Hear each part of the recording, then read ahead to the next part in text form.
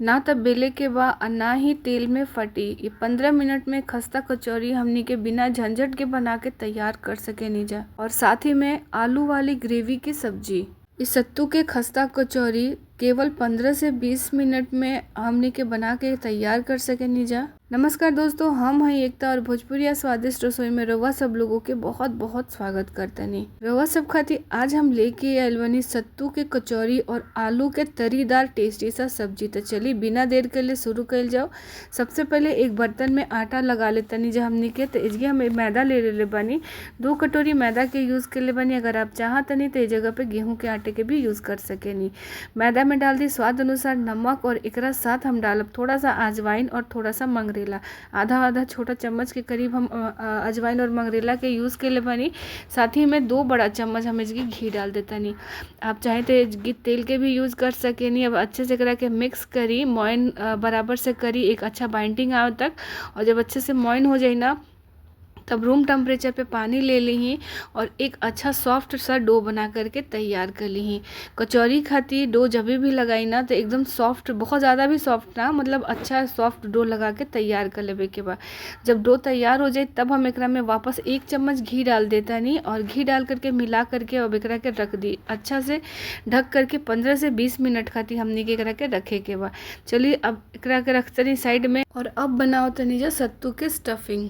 इसकी हम एक कढ़ाई के गरम कर ले बनी और कढ़ाई में थोड़ा सा तेल ऐड कर देता नहीं। 3 से 4 चम्मच हम तेल डाल देता नहीं। तेल जब गरम हो जाए ना तब हम इसकी सौंफ डालब 1 चम्मच, साथ ही में डालब 1 चम्मच जीरा। और इन दोनों के थोड़ा सा रोस्ट होके दी ही 3 से 4 सेकंड के बाद हम इसकी डाल देब हींग आधा छोटा चम्मच। और साथ ही में डालब हम अदरक और मिर्ची के दरदरा कूट करके। पेस्ट के यूज़ नहीं करेगी, या तो मिर्ची अदरक के बारीक काट ली या फिर एकरा के आप दरदरा कूट ली ही। और अब हम एकरा के अच्छे से फ्राई करब। करीब करीब 1 से 1.5 मिनट लागी एकरा के स्लो फ्लेम पर फ्राई करे में। और 1.5 मिनट में अच्छे से जब फ्राई हो जाए ना तब एकरा में डाल दी हल्दी पाउडर आधा छोटा चम्मच और एक अच्छी तरह से हल्दी के मिला ली। मिलला के बाद हम इसकी डाल देता नहीं सत्तू। चना के सत्तू डाले के बाटे 4 से 5 चम्मच के करीब बड़ा चम्मच के यूज़ कर ले बनी। आप अपना अकॉर्डिंग डाल सकेनी जितना लोग खाती बनाओ तनी।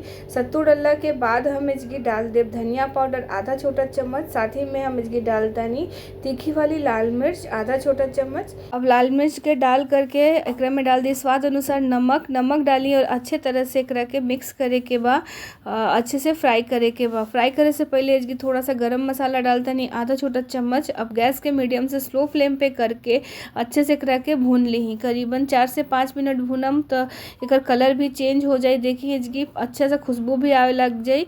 तब हम एकरा में डाल देव गैस बंद करके नींबू के रस। अगर आप चाहे तो इस जगह पे खटाई के भी यूज़ कर सकेनी। नींबू के रस डाली और एकरा बाद हम एकरा में अचार के मसाला डाल देव 2 चम्मच। अगर आप इसकी चाहतनी तो दही के भी यूज़ कर सकेनी। एकरा से का होई कि हमनी के स्टफिंग एकदम सॉफ्ट हो जाई। और अब जब सत्तू थोड़ा ठंडा हो जाए ना तब हाथों से एकरा के अच्छे से मिला लें ताकि अच्छा तरह से चारों तरफ से मसाला अच्छे से मिक्स हो जाए सत्तू में।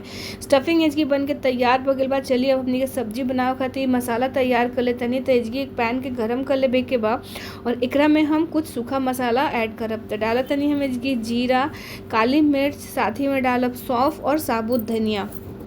इन सबके क्वांटिटी इक्वल बटे और जितना मतलब आधा आधा छोटा चम्मच हम ले ले बानी। और अच्छे से रोस्ट करके दरदरा एकर पाउडर बना के तैयार कर लेवे के बाद।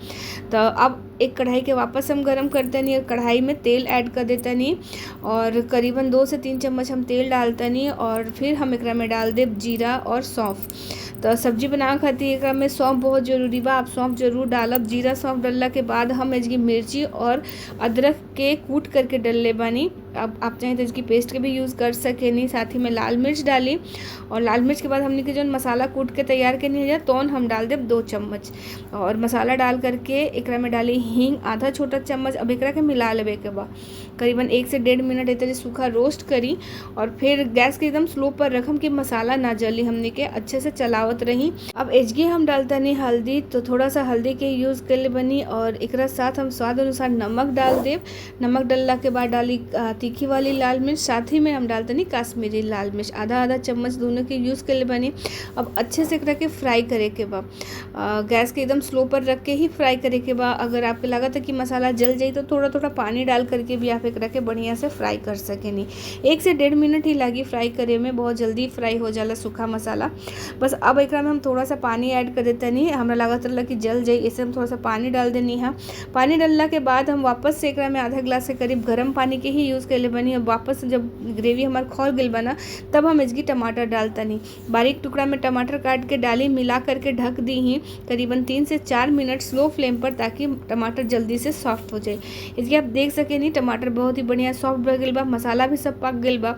अब हम इसकी डाल देता नहीं उबला हुआ आलू, मैश करके आलू इसकी डाले के बाद उबला हुआ आलू के साथ हम इसकी डलले बनी आमचूर पाउडर 1 चम्मच, साथ ही में हम डालते नहीं इसकी काला नमक एकदम थोड़ा सा, और साथ में डाल दी हरी मिर्ची लंबा स्लाइस में कट करके, और एकरा साथ डालब थोड़ा सा चीनी। आप चाहे तो इसकी गुड़ के भी यूज़ कर सके नहीं, एकरा से टेस्ट बैलेंस हो जाई। अब एकरा के 2 मिनट फ्राई करे के बाद हाई फ्लेम पर अच्छे से चला ली ही 2 मिनट में बहुत ही बढ़िया से मिक्स हो जाए ना, तब एकरा में हम डाल दे 2 गिलास के करीब गर्म पानी। इस सब्जी में गर्म पानी के ही यूज़ करी।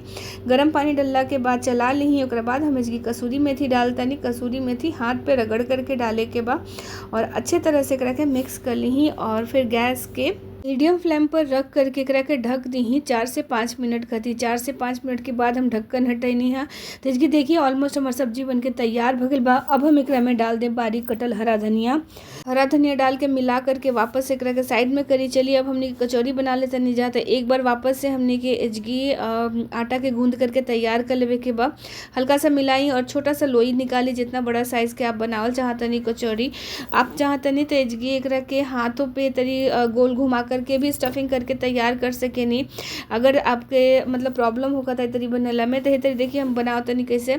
एक लोई लेकर रख दी चकला के ऊपर और हाथों से करा के ठोकत हुए आपके बड़ा कर लेवे के बाद अब थोड़ा सा स्टफिंग डाली 1 चम्मच के करीब। अब देखिए एकरा के हमने के तरी से पूरा इकट्ठा कर लेवे के बाद, मतलब प्लेट वगैरह नहीं बिठा के बाद चारों तरफ से करा के मोड़ करके इकट्ठा कर ली, बहुत ही आराम से ये तैयार हो जाए। और ऊपर वाला जो हिस्सा बना वो के अच्छी तरह से दबा दी कि तेल में जा करके ये खुली ना, हाथों के बीच में रख के अच्छे से ठोक ली हैं और वापस से एकरा के चकला के ऊपर रख करके हाथ के मदद से एकरा के अच्छे से ठोक ली हैं। ओकरा बाद हम एकरा में हल्का सा बेलन चला देब ताकि हमने कचौरी एकदम मतलब कि चिकना चिकना बन जाओ।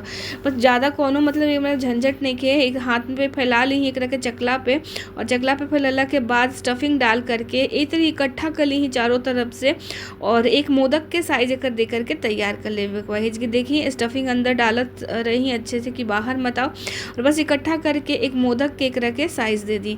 मोदक साइज़ देखला के बाद हाथ से फैला दी ही, तो देखिए दूसरा कचौरी भी हमने के बहुत बढ़िया तैयार हो गई बा। अब हम कढ़ाई के गरम कर देते नहीं, और कढ़ाई में तेल डाल करके अच्छे हीट पे गरम करिए। जब तेल गरम हो जाए ना तब हम एकरा में डाल देव एक एक करके कचौरी, और फिर आप एकरा के उलट पलट करके दोनों साइड से बहुत ही बढ़िया से सेक ली ही, अच्छे से फ्राई कर ली ही। कचौरी तलत समय ध्यान रखब जा कि बहुत ज़्यादा तेल गरम भी ना रखे, मतलब मीडियम फ्लेम पर तेल के गरम करी, और दोनों साइड से उलटते पलटते कचौरी के एक अच्छा कलर आवे तक फ्राई करी।